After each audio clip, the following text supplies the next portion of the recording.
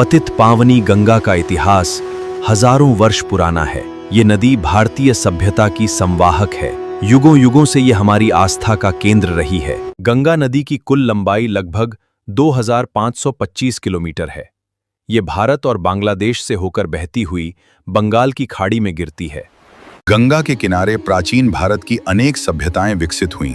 वाराणसी, प्रयागराज, हरिद्वार और पटना जैसे महत्वपूर्ण नगर गंगा तट पर बसे हैं। गंगा भारत की राष्ट्रीय नदी है। गंगा नदी घाटी दुनिया के सबसे घनी आबादी वाले क्षेत्रों में से एक है। राजा सगर के 60,000 पुत्रों के उद्धार के लिए राजा भगीरथ ने कठोर तपस्या की। गंगा के प्रचंड वेग को संभालने के लिए शिव ने उन्हें जटाओं में धारण किया।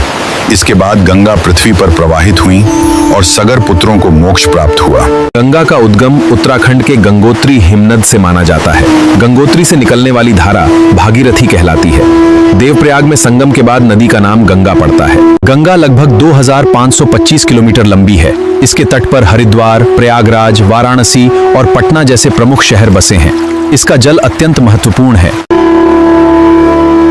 गंगा नदी घाटी दुनिया के सबसे घनी आबादी वाले क्षेत्रों में से एक है। संक्षेप में, गंगा भारतीय संस्कृति का आधार है। ताजिया मुस्लिम समुदाय द्वारा मुहर्रम के अवसर पर निकाला जाता है। ये इमाम हुसैन और करबला के शहीदों की याद में निकाला जाता है।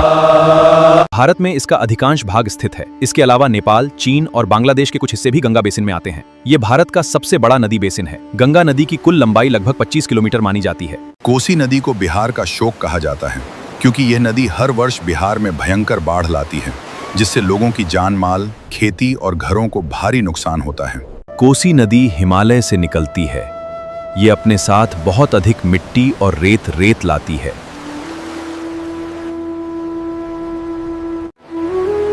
क्या आप जानते हैं, गंगा नदी बेसिन का क्षेत्रफल बहुत विशाल है। ये लगभग 10.86 लाख वर्ग किलोमीटर में फैला है। देवप्रयाग में संगम के बाद नदी का नाम गंगा पड़ता है।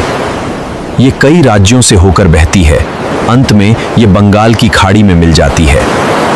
The riverbed rises, causing it to change course. Monsoon rains bring excessive water, flooding vast areas of Bihar. बाढ़ के कारण लाखों लोगों को विस्थापित होना पड़ता है और फसलों को भारी क्षति होती है। इसी कारण कोसी नदी को बिहार का शोक कहा जाता है। यमुना गंगा की सबसे बड़ी सहायक नदी। ब्रह्मपुत्र तिब्बत से निकलकर भारत और बांग्लादेश से होकर बहती है, जिसका अधिकांश भाग आज पाकिस्तान में है। गोदावरी दक्षिण भारत की सबसे लंबी नदी। कृष्णा महाराष्ट्र, कर्नाटक और आंध्र प्रदेश से होकर बहती है। मध्य भारत की पश्चिम वाहिनी नदी। कावेरी कर्नाटक और महानंदी छत्तीसगढ़ और ओडिशा की प्रमुख नदी। इनमें से गंगा, ब्रह्मपुत्र और सिंधु भारत की सबसे प्रमुख नदी प्रणालियां मानी जाती हैं।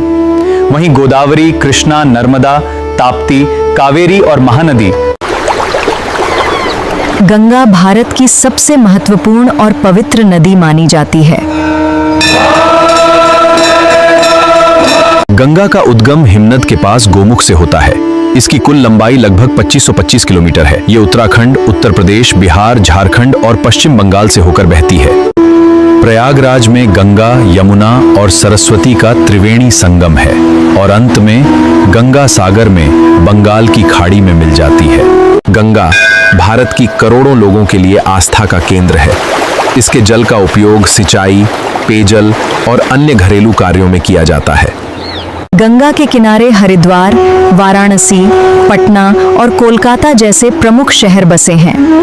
गंगा को भारत की राष्ट्रीय नदी का दर्जा प्राप्त हो। अयोध्या में गूंजता है प्रभु श्री राम का नाम।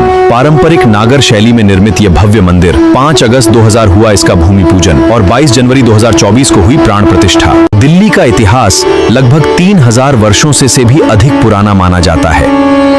ये भारत की सबसे ऐतिहासिक और महत्वपूर्ण राजधानियों में से एक है।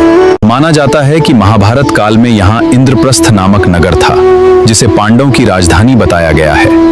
बाद में यह क्षेत्र अनेक राजवंशों के अधीन रहा। बिहार में छोटी बड़ी मिलाकर लगभग 100 से अधिक नदियां हैं। इनमें से कई बारहमासी हैं और कई मौसमी हैं।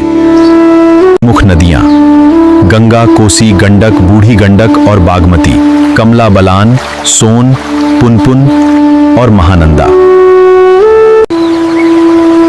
इनमें गंगा नदी बिहार की सबसे प्रमुख नदी है, जो राज्य के बीच से पश्चिम से पूर्व की ओर बहती है।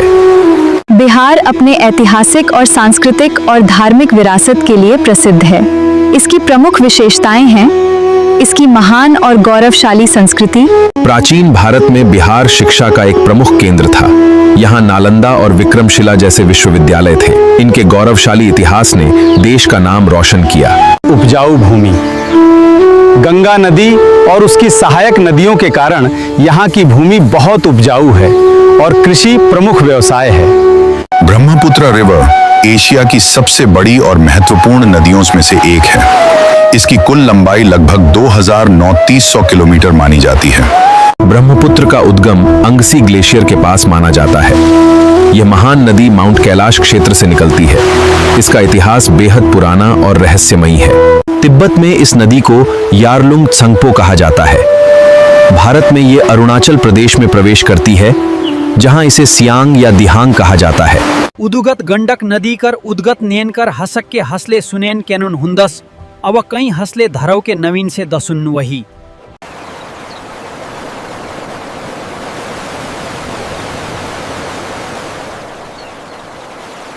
नवेदस और नवेद गुरु तैल, नवेद तनल, नवेद तनल।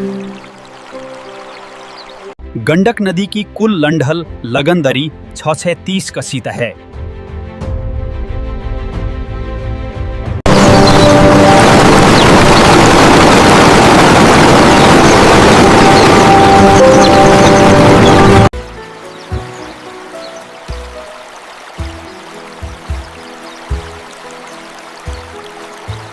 तूने तूने तूने तू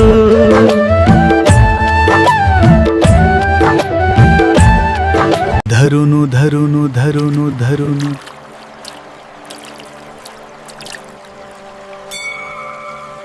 सिंधु नदी कशेतु कहते हैं वो।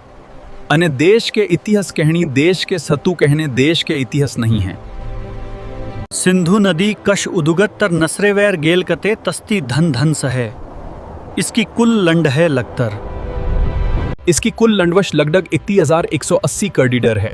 दर्द तड़त कड डर्ड दर्ड और दर्द से हैती हुई अरड सहडर दर्द गरड़ती है। लगभग 3300 ईस्वी ने 1300 ईस्वी के बीच सिंधु नदी के किनारे सिंधु घाटी सभ्यता विकसित हुई। इस सदैवत लह के धरधुर नगर थे। दीवी तरव नधुरी हड़हड़धुर हड़दहड़ही धदलही गधीरी धरी दीवी तरल। संस्कृत में इस नदी को सिंधु कहल गए। ईरवसनी लेगुने सो कव उकुकुकुकु हो कर से हिंदू शदी नवंग नस। आग सिंधु नदी पाकिस्तान की प्रधान कुंगड़ कहलाती है। इसकी सहल नदरुद्दीन खलन, गरव खलन, रवर, तस और तसलक कृश और सगई न अतनत तूरू था।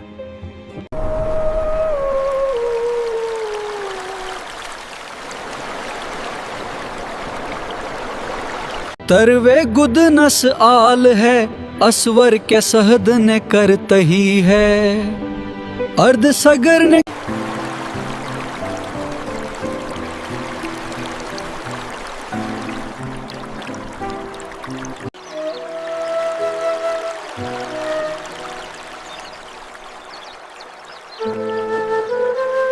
सतलुज नदी भारत की प्रमुख और ऐतिहासिक नदियों में से एक है। यह सिंधु नदी की सबसे लंबी सहायक नदी है और उत्तर भारत की कृषि, संस्कृति तथा इतिहास। सतलुज नदी करी तहव तहत देत कर तहीत देत है। वैदिक करुण ने सतलुज के करहीश ने देखलहें करतल हैं। इस नदी के करतल ने अनुदर तीथरुत और नौशहरी कर वसी दहशे कवल हुआ है।